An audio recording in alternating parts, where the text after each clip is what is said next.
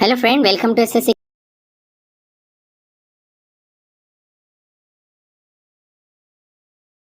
Executive और judiciary के बारे में।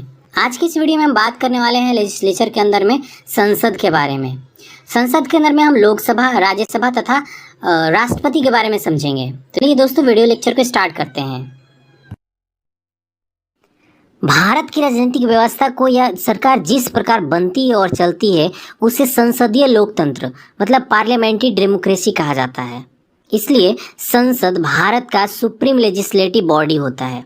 यहाँ पर भारतीय संसद राष्ट्रपति, लोकसभा तथा राज्यसभा के मिलने से बनता है। लोकसभा को हाउस ऑफ द पीपल तथा राज्यसभा को काउंसिल ऑफ द स्टेट कहा जाता है। तो चलिए दोस्तों, सबसे पहले हम राष्ट्रपति के बारे में समझते हैं। राष्ट्रपति को पूरे नेशन का हेड माना जाता है, बट एक्चुअल में प्राइम मिनिस्टर पूरे देश का वास्तविक हेड होते हैं। वैसे तो भारत का राष्ट्रपति संसद का अंग होता है, फिर भी वह दोनों में से किसी भी सदन में ना तो बैठता है और ना ही उनके चर्चाओं में भाग लेता है। राष्ट्रपति समय समय पर संसद के दोनों सदनों को बैठक के लिए आमंत्रित करता है। दोनों सदनों द्वारा पास किया गया बिल तभी कानून बन सकता है जब राष्ट्रपति उस पर अपनी अनुमति प्रदान कर दें।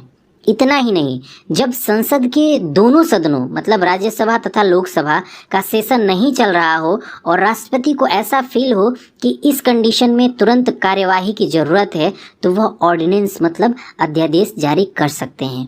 और इस ऑर्डिनेंस का पावर तथा इफेक्ट वही होता है जो संसद द्वारा पास किया गया बिल का होता है।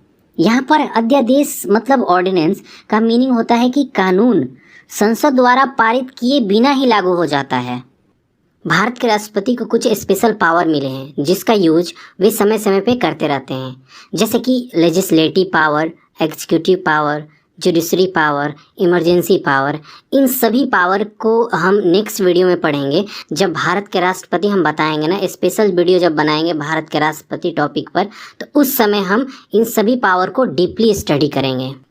तो चलिए दोस्तों, अब नेक्स्ट बात करते हैं लोकसभा तथा राज्यसभा के बारे में। दोस्तों यहाँ पर लोकसभा तथा राज्यसभा को कंपैरिजन के माध्यम से समझने की कोशिश करते हैं। देखिए, जैसे नाम से ही पता चल रहा है, लोकसभा लोगों द्वारा चुने गए सदस्यों की सभा होती है। मतलब लोकसभा के सदस्यों का चुनाव जनता द्वारा डायरेक्टली किया जाता है। लेकिन मैं राज्यसभा की बात करूं तो राज्यसभा राज्यों की परिषद होती है। मतलब राज्यसभा के सदस्यों का जो चुनाव होता है राज्य के विधानसभा के चुने हुए विधायक करते हैं। लोकसभा का कार्यकाल 5 वर्षों का होता है और 5 साल की पीरियड कंप्लीट होने पर सदन खुद ही भंग हो जाता है। कुछ कंडीशन में 5 साल कंप्लीट होने के पहले भी सदन को भंग किया जा सकता है।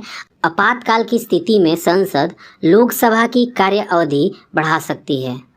राज्यसभा के प्रत्येक सदस्य का जो कार्यकाल होता है वो 6 वर्षों का होता है। राज्यसभा अस्थायी मतलब परमानेंट सदन है जिसको कभी भी भंग नहीं किया जा सकता है तथा हर 2 साल में 1/3 मेंबर रिटायर हो जाते हैं।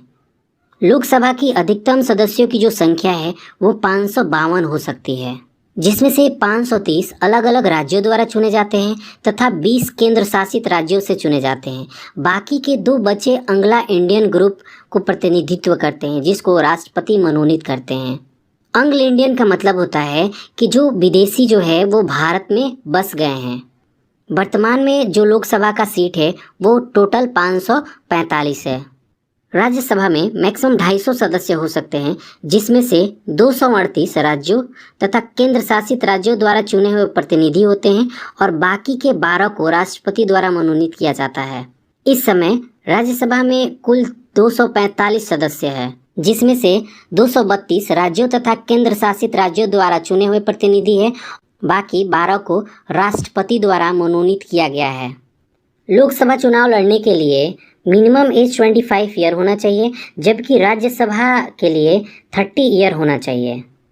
लोकसभा का प्रतिनिधि first post the first method द्वारा चुना जाता है, जिसको यूनिवर्सल एडल्ट फ्रेंचाइजी भी कहते हैं।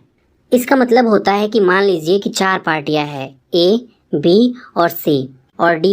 ए को 2 लाख वोट मिला है, बी को 1 लाख वोट मिला है, जबकि सी को 1.5 मतलब 1.5 लाख वोट मिला है और डी को 3 लाख वोट मिला है। तो जो सबसे ज़्यादा जिसको वोट मिला है ना वो विनर हो जाएगा, मतलब वो क्या करेगा, वो सांसद बन जाएगा।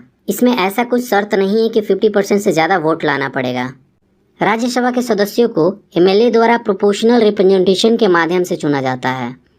लोकसभा का रिप्रेजेंटेटिव स्पीकर होते हैं, जबकि राज्यसभा का जो रिप्रेजेंटेटिव होते हैं वो उपराष्ट्रपति होते हैं। लोकसभा में मनी बिल को इंट्रोड्यूस किया जाता है।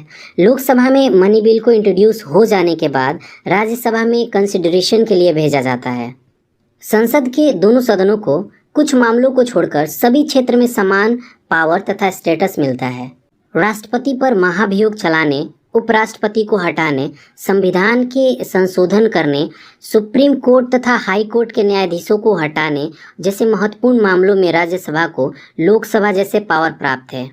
दोनों सदनों के सदस्यों का वेतन तथा भत्ता समान होता है, वो भी टैक्स फ्री। सांसद के सदस्यों को प्रति माह 50,000 रुपये मिलते हैं।